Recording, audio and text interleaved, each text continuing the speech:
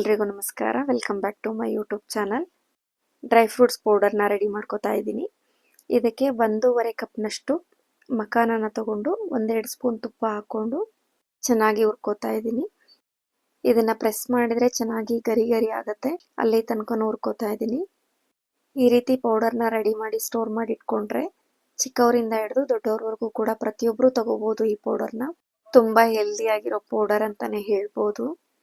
ಪಾಪುಗೆ 1.5 ವರ್ಷದಿಂದನೂ ಕೂಡ ಈ ರೀತಿಯಾಗಿ ಪೌಡ್ರು ಮಾಡಿ ಕೊಡ್ತಾ ಇದ್ದೀನಿ.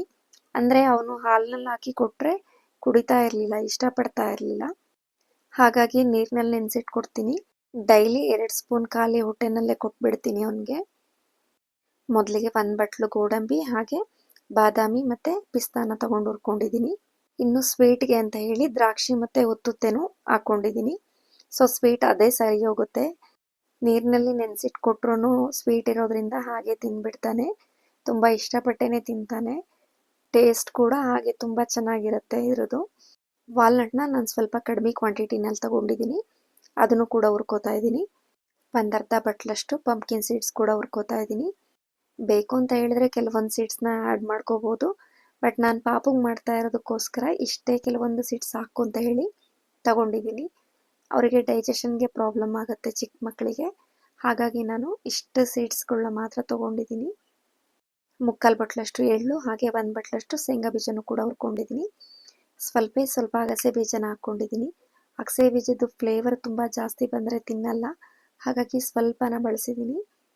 ಚಿಕ್ಕ ಮಕ್ಕಳಿಗೆ ಅಲ್ಲದೆ ದೊಡ್ಡವ್ರಿಗೆ ಅಥವಾ ಪ್ರೆಗ್ನೆಂಟ್ ವುಮೆನ್ಸ್ಗೆ ಮಾಡ್ಕೊಳೋದಾದರೆ ಅಗಸೆ ಬೀಜನ ಸ್ವಲ್ಪ ಇನ್ನೂ ಹಾಕೋಬೋದು. ಹಾಗೆ ಅದಕ್ಕೆ ಮಸ್ಕ್ ಮಿಲನ್ ಸೀಡ್ಸು ಹಾಗೆ ಸನ್ಫ್ಲವರ್ ಸೀಡ್ಸ್ ಕೂಡ ಬಳಸ್ಕೊಂಡು ಮಾಡ್ಕೋಬೋದು.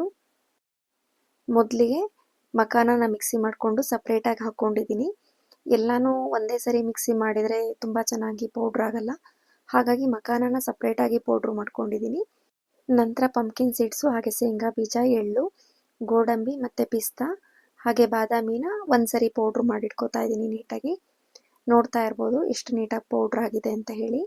ನಂತರ ಇದನ್ನು ರೆಡಿ ಮಾಡ್ಕೊಂಡಾದ್ಮೇಲೆ ಉತ್ತುತ್ತೆ ಹಾಗೆ ದ್ರಾಕ್ಷಿನ ಒಂದ್ಸರಿ ಪೌಡ್ರು ಮಾಡ್ಕೋತಾ ಇದ್ದೀನಿ.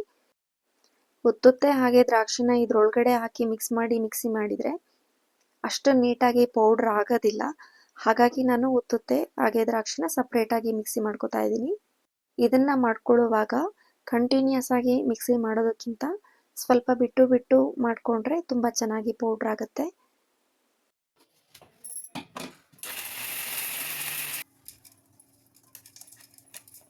ನೋಡ್ತಾ ಇರ್ಬೋದು ಈ ರೀತಿಯಾಗಿ ರೆಡಿಯಾಗಿದೆ. ಇದನ್ನು ಇವಾಗ ಚೆನ್ನಾಗಿ ಮಿಕ್ಸ್ ಮಾಡಿಕೊಂಡ್ರೆ ಡ್ರೈ ಫ್ರೂಟ್ಸ್ ಪೌಡರ್ ರೆಡಿ ಆಗುತ್ತೆ. ಇದ್ರ ಘಮನೂ ಕೂಡ ಅಷ್ಟೇ ಚೆನ್ನಾಗಿ ಬರುತ್ತೆ, ತುಂಬಾ ಟೇಸ್ಟಿಯಾಗೂ ಕೂಡ ಇರುತ್ತೆ.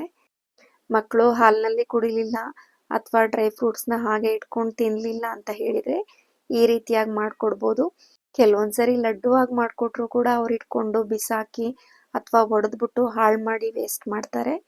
ಹಾಗಾಗಿ ಈ ರೀತಿಯಾಗಿ ಪೌಡ್ರು ಮಾಡಿ ಬೆಳಗ್ಗೆ ಖಾಲಿ ಹೊಟ್ಟೆನಲ್ಲಿ 1-2 ಸ್ಪೂನ್ನ ನೆನೆಸಿ ಅವ್ರಿಗೆ ತಿನ್ನಿಸೋದ್ರಿಂದ ಅವ್ರಿಗೆ ಡ್ರೈ ಫ್ರೂಟ್ಸ್ ತಿನ್ನಿಸ್ದಾಗೂ ಆಗುತ್ತೆ, ಅವ್ರ ಹೆಲ್ತ್ಗೂ ಕೂಡ ಒಳ್ಳೆಯದು ಅಂತ ಅನ್ನೋದು ನನ್ನ ಒಪಿನಿಯನ್ನು. ಇನ್ನು ಯಾರಿಗೆಲ್ಲ ಈ ವಿಡಿಯೋ ಇಷ್ಟ ಆಯಿತು ಪ್ಲೀಸ್ ಲೈಕ್ ಮಾಡಿ ಹಾಗೆ ಕಮೆಂಟ್ ಮಾಡಿ.